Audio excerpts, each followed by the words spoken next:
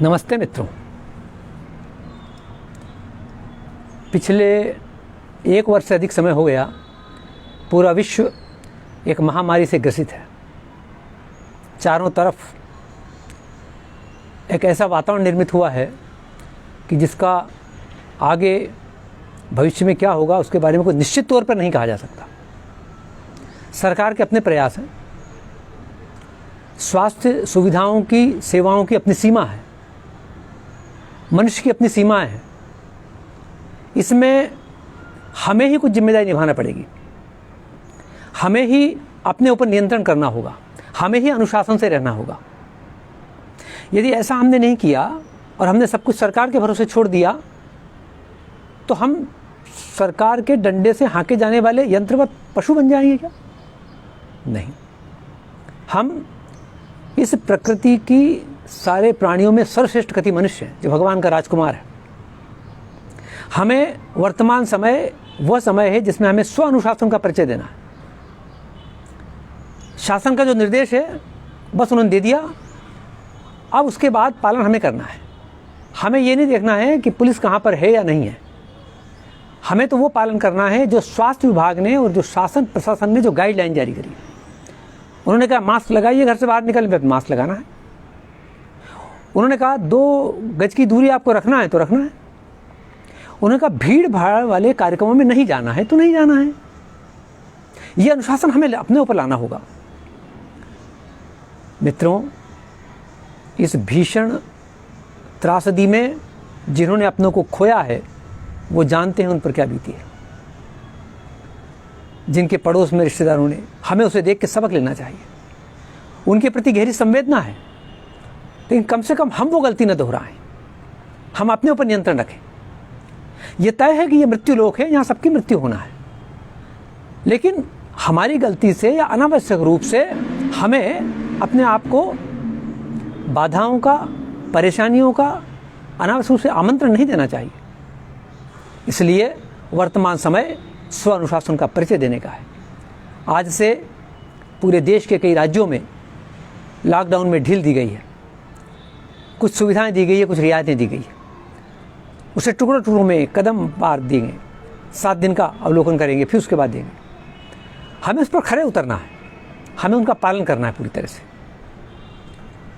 ऐसा नहीं सोचना है कि हमें कुछ नहीं होगा, हो या ना हो, जो गाइडलाइन बन गई है उसका हमें पालन करना है, वो हम दें।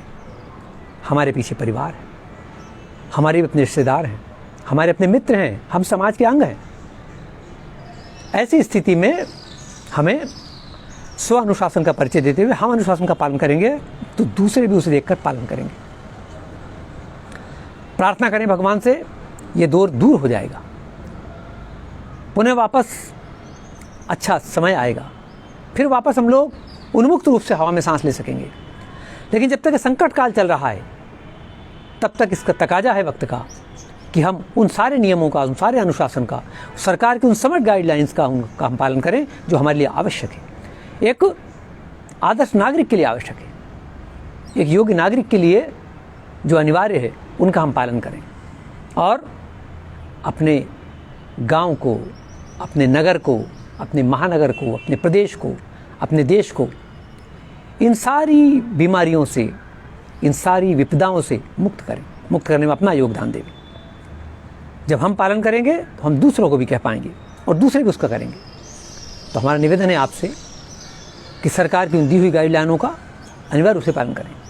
घर से बाहर तब ही जाएं जब आवश्यक कार्य हो, यदि कार्य नहीं है तो ना जाएं, और कार्य जाना भी है तो फिर पूरी तरह सावधानी के साथ में जाएं।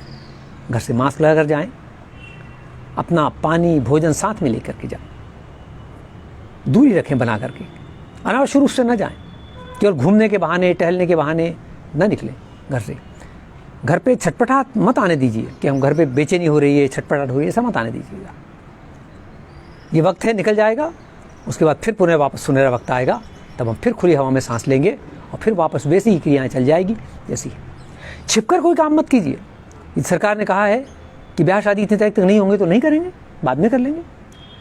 और जिन्होंने कहा है कि 20 लोग होंगे तो 20 ही होंगे, बल्कि हम 15 पे करेंगे शादी। विवाह तो केवल 2 उनका होना है, परिवार के 5 लोग वो हो जाए, 5 लोग वो हो जाए, हो गया विवाह।